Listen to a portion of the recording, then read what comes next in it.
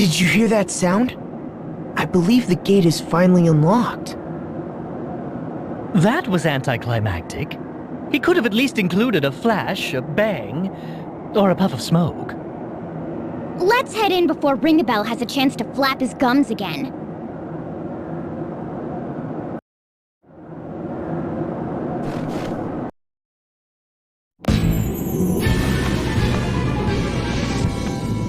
It's freezing in here! Even colder than it is outside! Look at all those paintings. Did we just stumble into an art gallery? They all have a sort of forlorn look to them.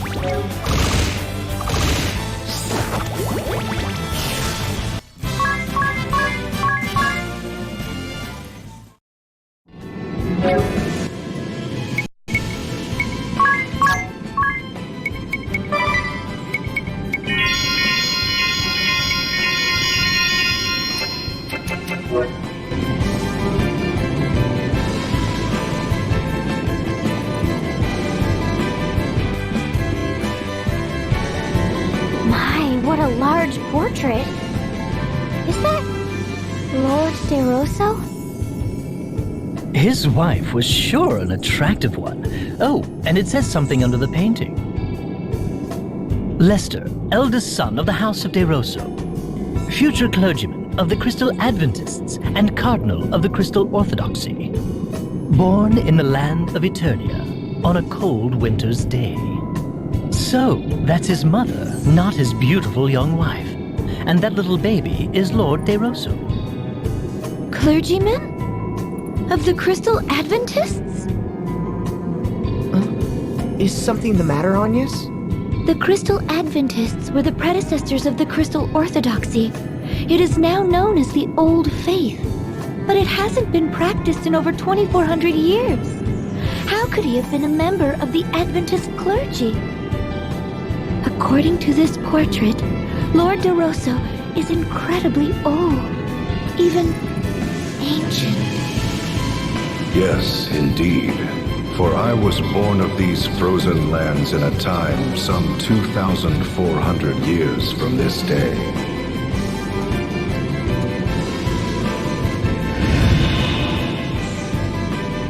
And this portrait? I was but an infant, as you can see. This is a reproduction, however. The original was lost long ago to fire. And what of the part that reads, Clergyman of the Crystal Adventists and Cardinal of the Crystal Orthodoxy? Yes. As Wind Vestal, you would be expected to take interest in such matters. But here I delve into the matter of the Old Faith and the Orthodoxy. Allow me to tell of the founding of this land.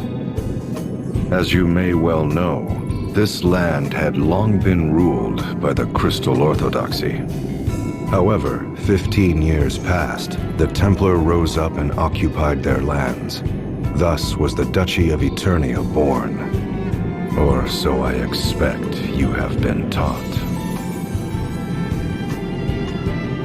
However, the Templar did not found a new state. In truth, he restored an ancient dynasty. He did? Long before the Crystal Orthodoxy ruled this land, it was known as the Kingdom of Eternia. In a time 2,400 years past, Eternia was a bountiful land blessed with 4 distinct seasons. The highlands were not as lofty as they are today. People and ideas flowed freely from other lands. The kings of Eternia were protectors of the Earth Crystal and the Crystal Adventists, ruling in peace for generations. To the west lay the castle of the House of de Rosso, hereditary dukes of Eternia with royal blood in their veins. Relations with the royal family were good, and ever did the kings of Eternia treat the dukes of our house with kindness. In return, the House of de Rosso did faithfully serve generations of Eternian kings.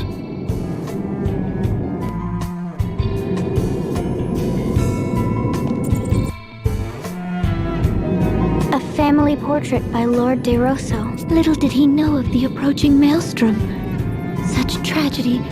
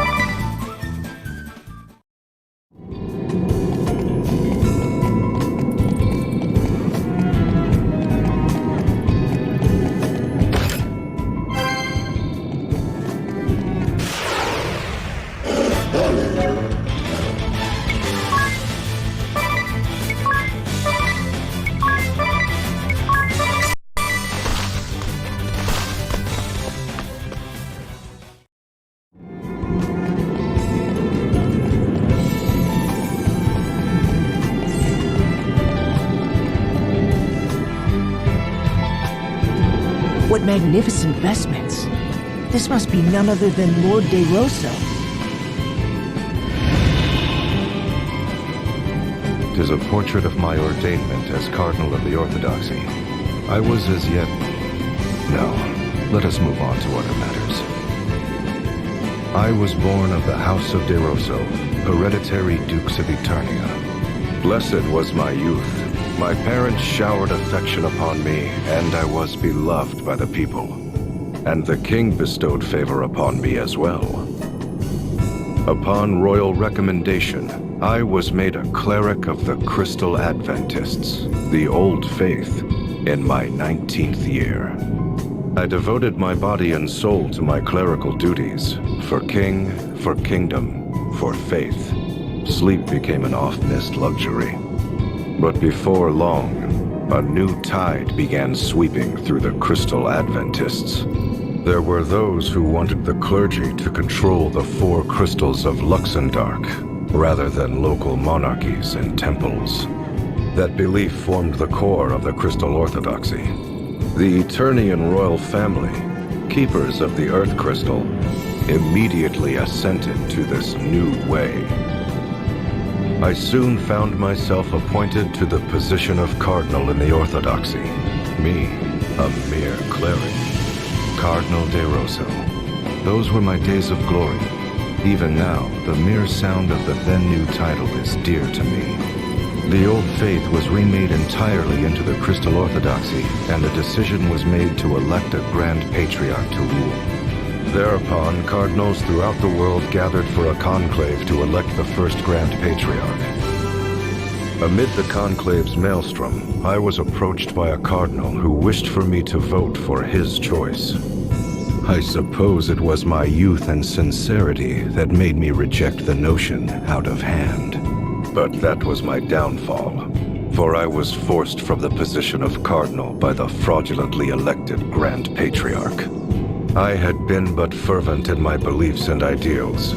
What I did only for the Orthodoxy and for the people of this world. The old faith and the Orthodoxy. The Kingdom of Eternia and the Duchy. That was all a bit hard to follow. I agree. There are no major differences in teachings between the Old Faith and Orthodoxy. They both revere the four crystals. I have heard that the Adventists gave way to the new and truer ideas of the Orthodoxy and faded away. No wonder the Old Faith was abandoned. Yet there is more to the story, for history is not more than accounts recorded by the victorious. To solidify their power, the victors showered contempt upon the vanquished. So it was those who held the reins of power within the Orthodoxy relentlessly pressed for the Adventists' eradication. No one recalls the words of the vanquished if the victorious write them out of history. 'Tis as if they had never existed. I'd been taught that the battle between the two faiths had been fierce, and in its wake, devastation persisting to this day covered all the lands. That is an uncharacteristically accurate account for the Orthodoxy, save for their false reckoning of time. It was after the Orthodoxy had begun ruling the world that the endless conflict with the Adventists began. I should know, for I was there to bear witness firsthand. Lord de Rosso, how could you possibly be that old?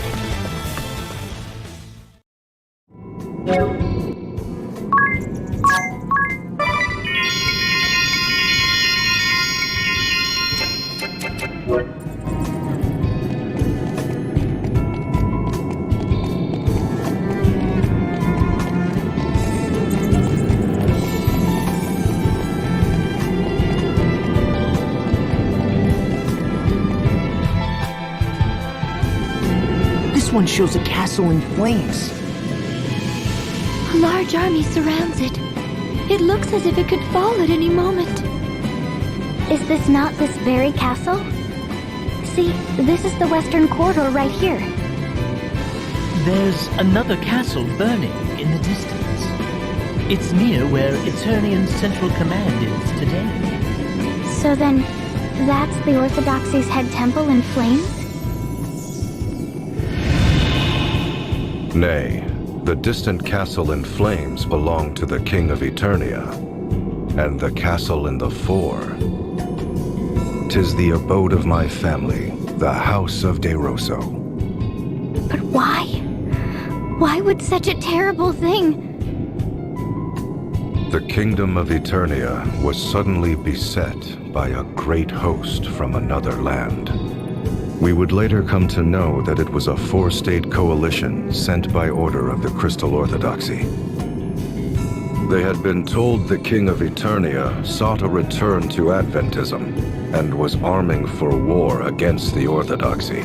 The Grand Patriarchy used this fiction to order a great muster of forces from across the lands. Alas, I failed to heed the many warning signs. I rejected the scheming cardinal's choice for Grand Patriarch.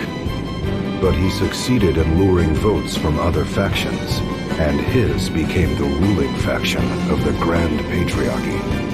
It was they who wished to establish Crystal Orthodoxy as the uncontested world religion. Under their orders, the castle of the Eternian King was besieged. It fell in mere weeks. Before long, the great host was at the gates of our castle, and my father lay brutally murdered. The water supply was poisoned, and the Orthodoxy's forces drew an ironclad ring around the castle. By then, the castle sheltered not but the elderly, the young, the wounded. There was no hope of resistance. I was forced to sue for peace, even offering my own mother as hostage per their demands. Yet that failed to break the siege. The commoners who had placed their faith in my family and me slowly starved to death. It was then that a letter arrived from a man. That man was the cardinal who had sought to influence my vote. The fiend was now the officer in charge of the attack. He wrote that he would not accept my surrender. Such was the hatred he bore for me. Such hatred that he was willing to let countless innocents die. My mother had been murdered. Our castle was consumed in flames. That is the painting you see here. How could the Orthodoxy do such a thing? This all reminds me of what happened during the Great Plague. Indeed. Perhaps the Templar and I are not so very different. To be betrayed by what you believe in. To have your family and those you protect murdered. Though we do not see eye to eye, perhaps it is a shared sorrow that binds us.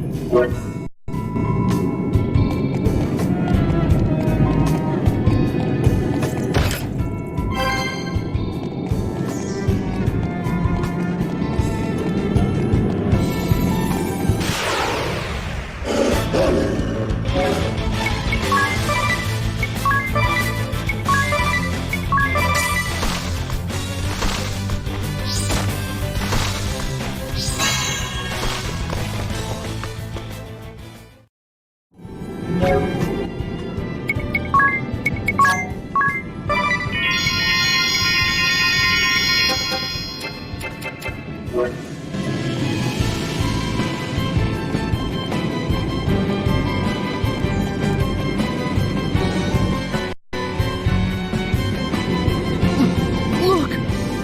Such fierce flames.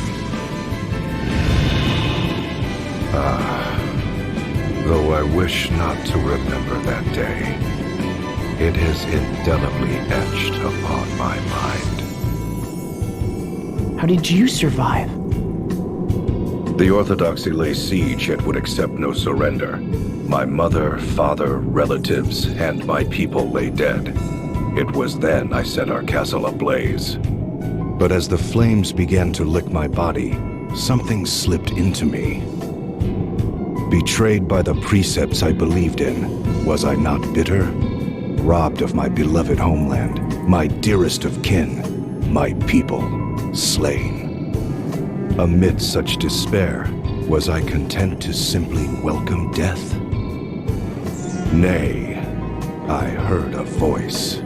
Accept me, and I shall grant life everlasting. Though it shall be filled with grief, thou shalt have all eternity to wreak vengeance upon thine enemies. Did I forge a dark pact with some fiendish entity that day? Or was it a rebirth, triggered by a future me, reaching back to the past? Panicked upon failing to find my body, the Orthodoxy chose to denounce my family and me as ghoulish vampires. Thus have I been living in a mortal existence ever since. Then the name Vampire Castle is... A lie that has been perpetrated by the Orthodoxy for some 2,400 years. Though it is true I am immortal, I am no vampire. I find the smell of blood too revolting to ever drink it. Having said that, I have done naught to quell the rumors. In truth, I endeavored to embellish them. My ability to transform myself into a bat and grow these fangs are the fruits of many years. Long, long years of effort. Tell me, O Vestal of the Wind, what does the Crystal Orthodoxy have to say about the passing of the first Grand Patriarch? He chose the second Grand Patriarch and prayed for peace and the well-being of the faithful as he passed peacefully from this world. Passed peacefully from this world, you say? I know the truth to be far different. What do you mean? The first Grand Patriarch was assassinated, along with his Archbishop, the man who had been my bane. The assassin himself tells you this. There is no other truth. That was when I forsook this land. Soon after, sightings of the vampire Lester de Rosso began to crop up throughout the world. I became a veritable Duke of Darkness, forging ties with those bearing hatred toward the Orthodoxy and those it had oppressed. I was the enemy of man, the hated and feared vampire. But more than that, I was known as the arch-enemy of the Orthodoxy. And after some 500 years, a fateful encounter with one whom you all know well. No, let us leave the matter for another time.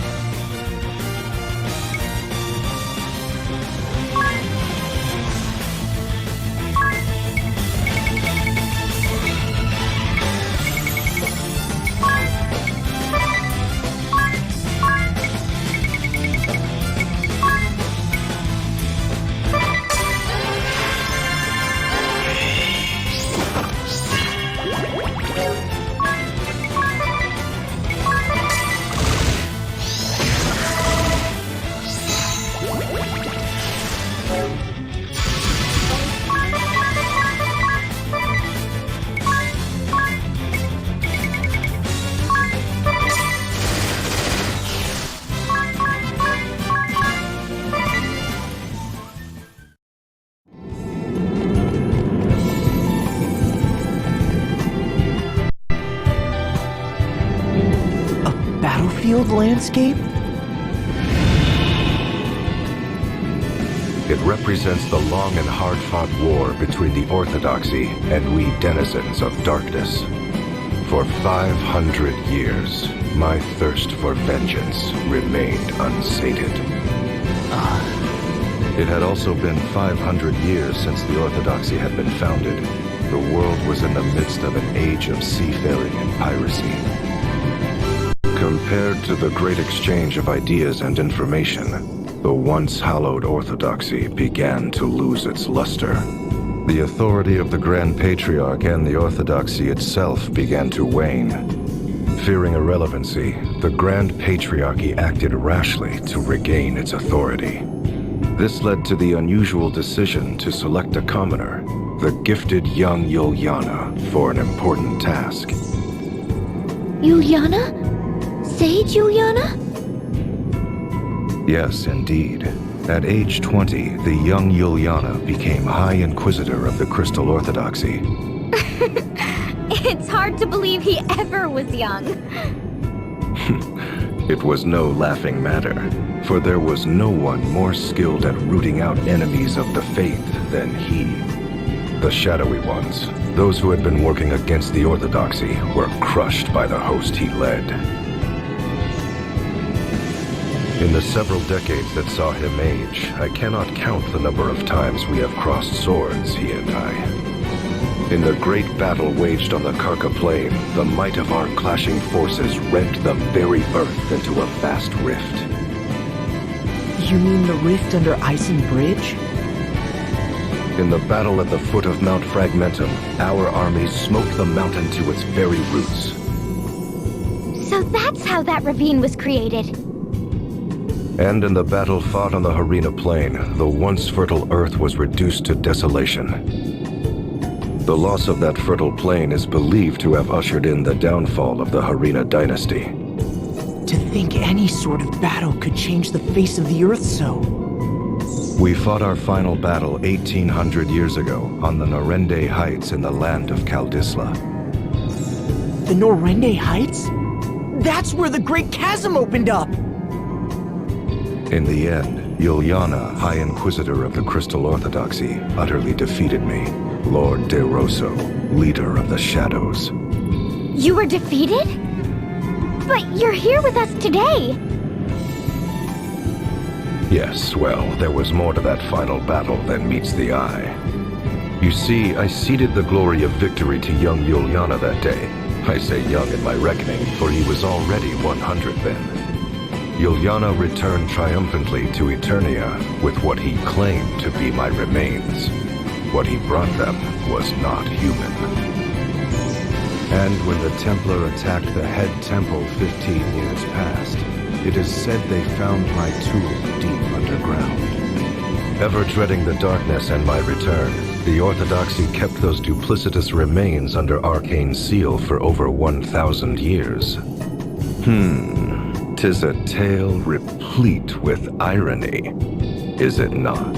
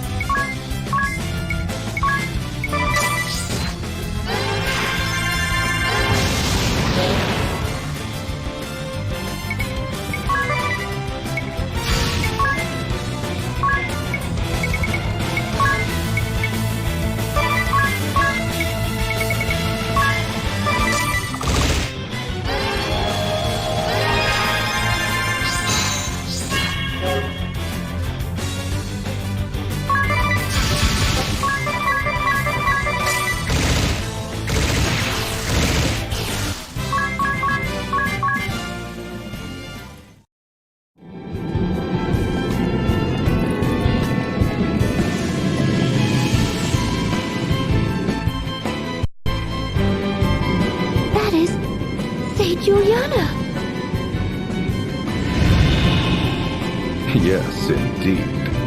No one would mistake such a man for young now.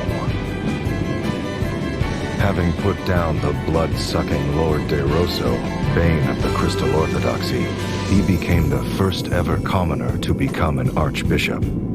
Perhaps it was a small honor they threw his way, for he was already 101 years old and would not long count among the living. That makes it sound despicable.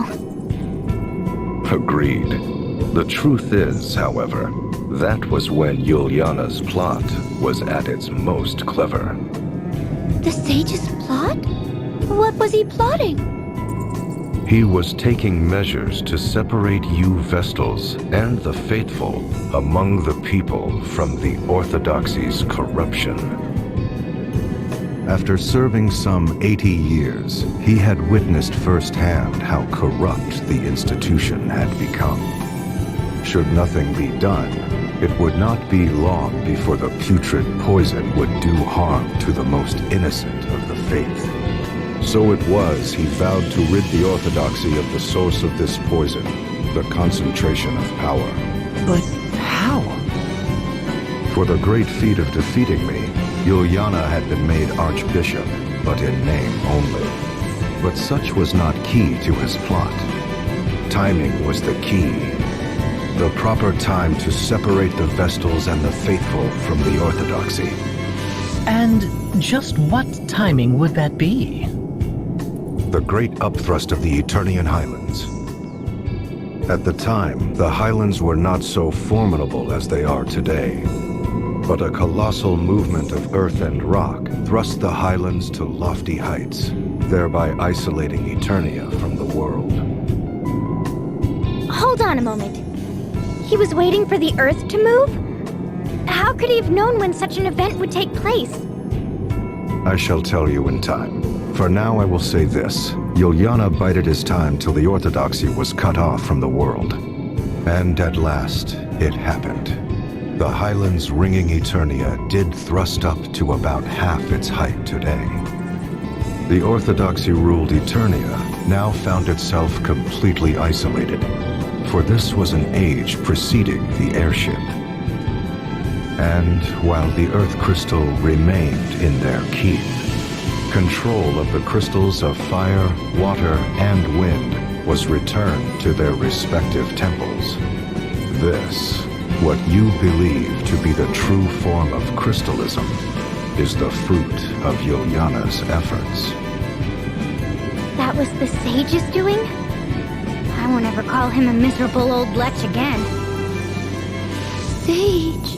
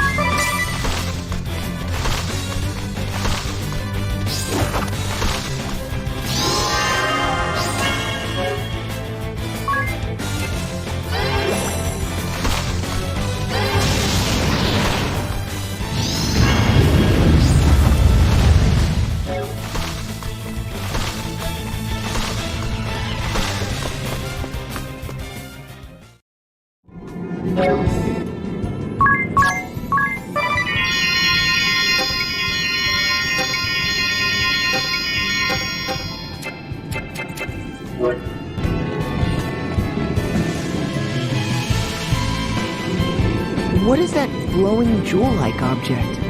I could swear I've seen something like that before. I believe you have seen a similar sight countless times. It is known as an asterisk. An asterisk? As in those objects we possess? Yes, indeed. The second stage in Juliana's plot against the Orthodoxy's authority was to deprive them of the power to grant vocations. Grant vocations? I'm afraid I don't follow. Before Juliana intervened, special approval was required to change vocations within the Crystal Orthodoxy. In this way, the institution grew rich through fat profits they called alms. Oh, so the Orthodoxy cornered the job market and the fees to participate therein. In layman's terms, yes. But Juliana exposed this fact before the reigning Grand Patriarch. It was then that Juliana approached panicked high officials and the Grand Patriarch himself with a proposal of pure genius. He showed them a stone known as an asterisk, saying the granting of vocation should be based on it, overseen by the Orthodoxy. Those who sought such vocations would apply to the Orthodoxy and pay a fair price. Anyone with the means to pay could thus learn a new job.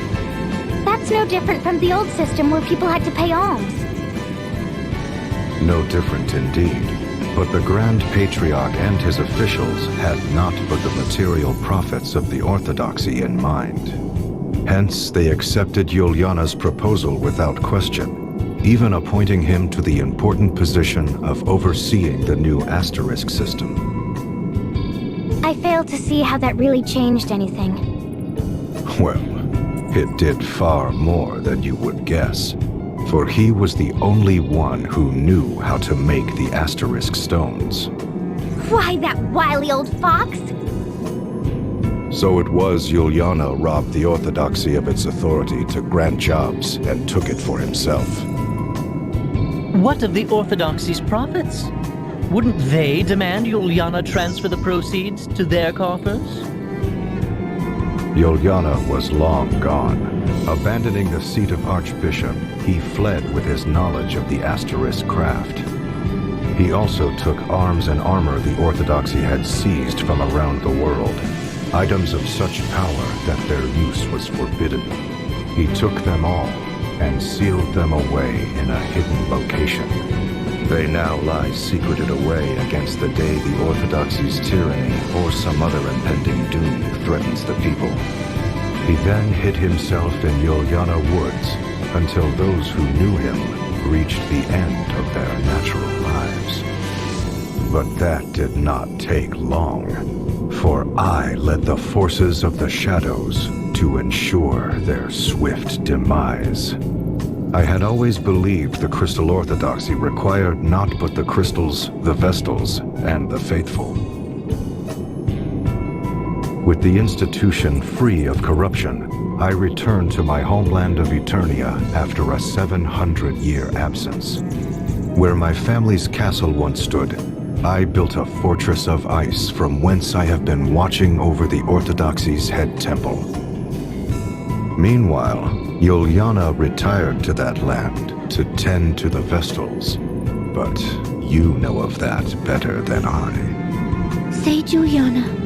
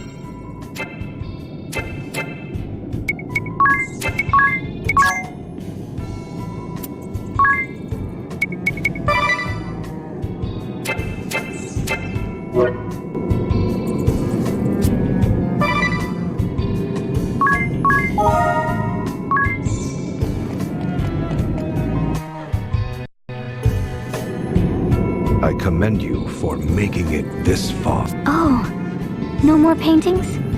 The final painting lies beyond this throne. I shall reveal it to you if you defeat me in battle. What? The last test is a test of strength. I shall only reveal the painting to those whom I deem worthy.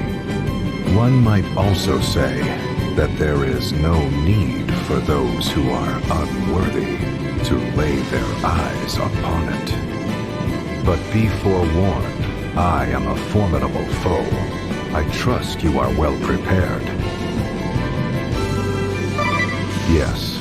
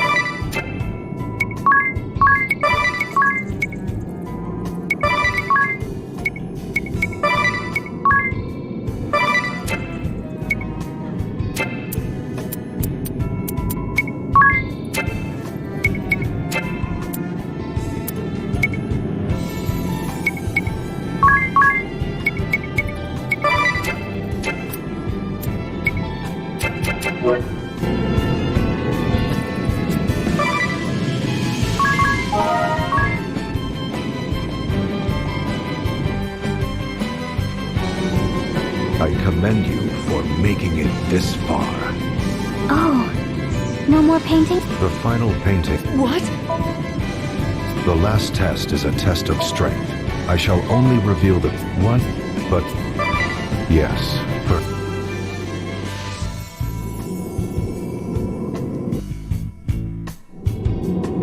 but before.